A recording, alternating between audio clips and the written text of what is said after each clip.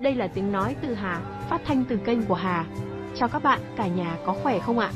Hôm nay, chúng ta cùng xem qua bộ phim Lãng mạn năm 2008, Từ điển ngủ hay Hà có thể nói nôm na là lịch thị tẩm cho dễ hiểu.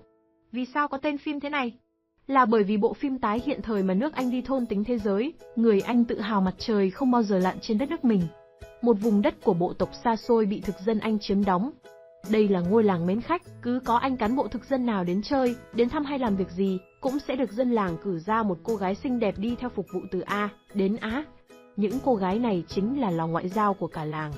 John may mắn được biệt phái đến công tác tại ngôi làng sung sướng này. Henry là sếp của anh, ông chào đón lính mới, và lấy làm thắc mắc vì sao một người tài năng như cậu lại chọn làm việc ở đây. Cha tôi đã từng đến đây, ông dạy học và mang lại ánh sáng văn minh trong ngôi làng này. Sau khi cha chết, tôi muốn đến đây để tiếp tục thực hiện những điều mà ông còn dang dở. Trước khi nhận công việc, anh được đưa đến gặp trưởng làng. Phép vua còn thua lệ làng. Muốn sống ở đây, anh phải tuân theo các quy tắc của ngôi làng này. Trưởng làng ban cho lính mới một ly rượu theo tập tục của địa phương. Không biết uống rượu, John từ chối, nhưng điều đó là cấm kỵ vì nó có nghĩa là sỉ nhục dân làng ở đây.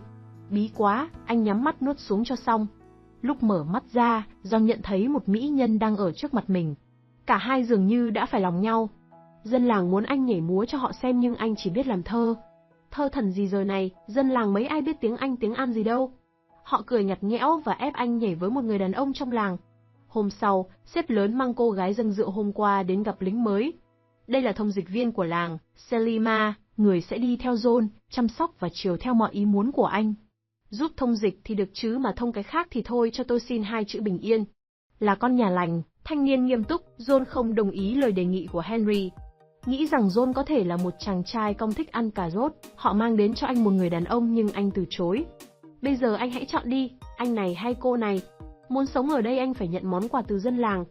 Sau cùng, John chọn Selima phục vụ cho mình. Anh chàng dần ổn định công việc mới, anh dạy học cho các trẻ em địa phương. Từ sau khi John tham gia lặn thi cùng người đàn ông lặn khỏe nhất làng, anh đã được mọi người tôn trọng và nghe theo sự chỉ bảo của anh. Họ đâu biết rằng John đã sử dụng bình dưỡng khí để giành chiến thắng. Một đêm, khi đang học ngôn ngữ địa phương với cô gái xinh đẹp, cả hai không kiềm được lòng mình và đã có lần đầu tiên thân thiết cùng nhau.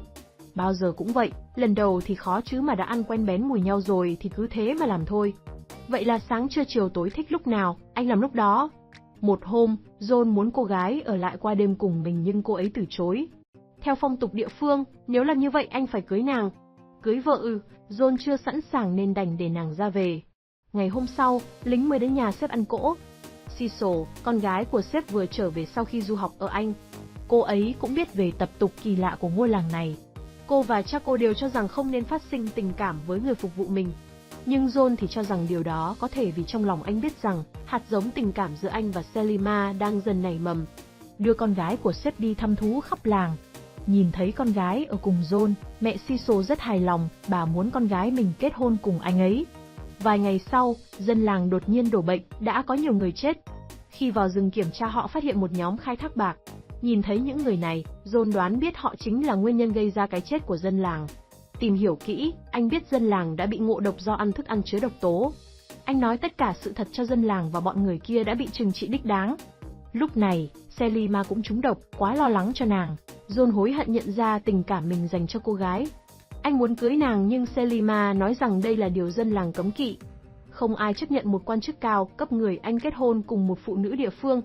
Viên cảnh sát khi nghe điều này đã kịch liệt phản đối, hắn tách Selima ra khỏi John và cảnh cáo sẽ tống anh vào tù nếu vi phạm quy tắc ngầm về giai cấp. Về phía Selima, người dân trong làng ngăn cấm cô và đe dọa giết cha cô nếu cô nảy sinh tình cảm với người đàn ông mang dòng máu Anh quốc. Chuyện tình đôi chim kết thúc từ đây. Một năm sau, John quay lại và kết hôn với con gái của sếp anh. Chưa quên được cái lò năm nào, John đảo mắt tìm kiếm quanh làng nhưng hành động này đã bị cô vợ phát hiện.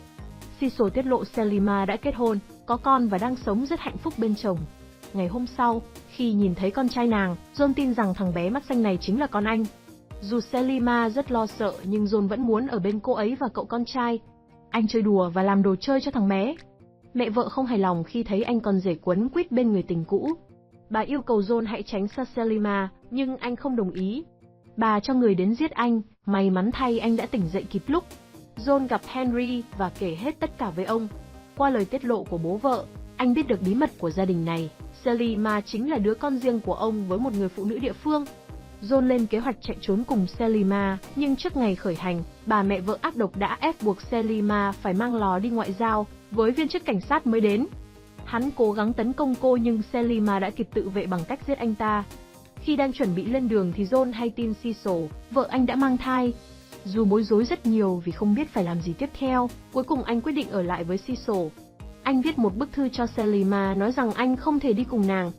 Cecil đã nhìn thấy bức thư, cô nhận ra chồng mình rất yêu Selima.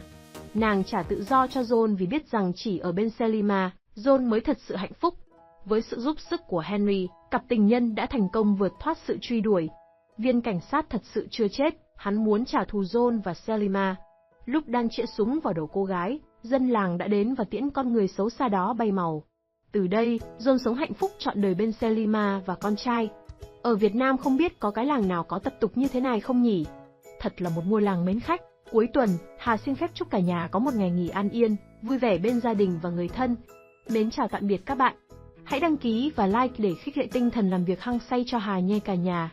Cảm ơn các bạn.